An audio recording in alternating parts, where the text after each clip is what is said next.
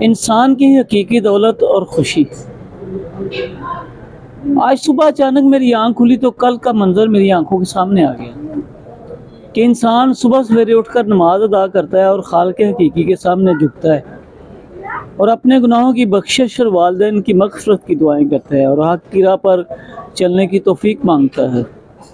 اور نیک کام کرنے اور اپنی آخرت سنورنے کی دعائیں کرتا ہے اور بچوں کو نیک ہونے کی دعائیں دیتا ہے۔ بے شک اللہ سنتا ہے اور قبول کرتا ہے،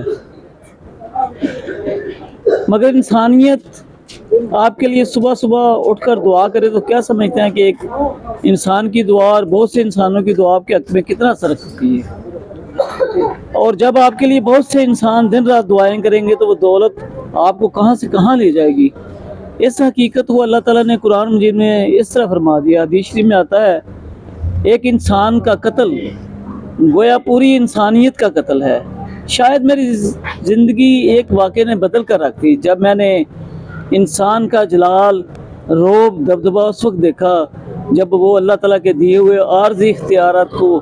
حقیقی اختیارات سمجھ کر خود کی حقیقت ہی کو بھول جاتا ہے۔ میں نے اپنے ادارے میں ایسے چند واقعات دیکھے ہیں، پھر ان کا انجام بھی دیکھا اور پھر ترازو میں تولا اور مشاہدہ کیا کہ پلڑا کس کا باری ہوتا ہے، کیونکہ معاف کرنے والی ذات تو اللہ کریم کی ہے۔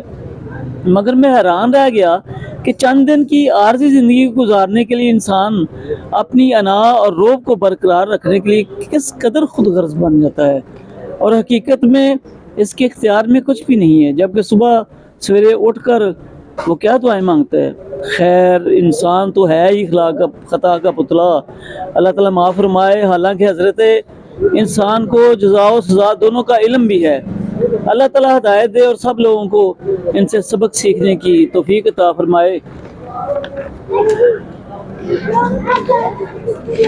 انسان کو آخری وقت یاد رکھنا چاہیے جب اللہ تعالیٰ اور بندے کا تعلق بنتا ہے،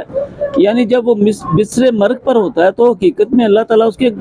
گناہوں کی مغفرت فرما رہا ہوتا ہے، جبکہ مریض کو دوسروں کے لیے دعا کرنی چاہیے کیونکہ وہ اس وقت اللہ کے قریب تر ہوتا ہے، مگر وہ تو رو رو کر انسانوں سے کہتا ہے اب آپ دعائیں کریں۔ یہ اس وجہ سے ہے کہ وہ انسان جب صحت مند ہوتا ہے تو اللہ کا شکر ادا نہیں کرتا اور نہ ہی قناعت کرتا ہے، وہ دنیاوی آرائش اور روح کو برقرار رکھنے میں مشغول ہوتا ہے، جو کہ حقیقت میں اللہ تعالیٰ کی صفت ہے، یہاں تک کہ اللہ تعالیٰ کی گرفت اسے آن لیتی ہے۔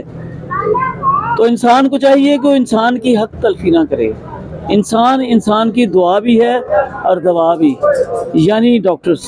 تو پھر انسان کی حقیقت سامنے آ گئی کہ وہ بے جان دولت کو حاصل کرنے کی لگن میں لگا رہتا ہے، جبکہ اسے چاہیے کہ انسان سے دعاؤں کی دولت لے جس میں جان بھی ہے اور امان بھی، جو دونوں جہانوں میں کام آتی ہے، مگر انسان سے نیکی اور اس کی بے لوث مدد کا پتہ تو تب چلے گا جب جزا اور سزا کے دن ایک نیکی کے بدلے انسان سولی پر لٹک جائے گا جس کی بنیاد حقوق العباد ہوگی۔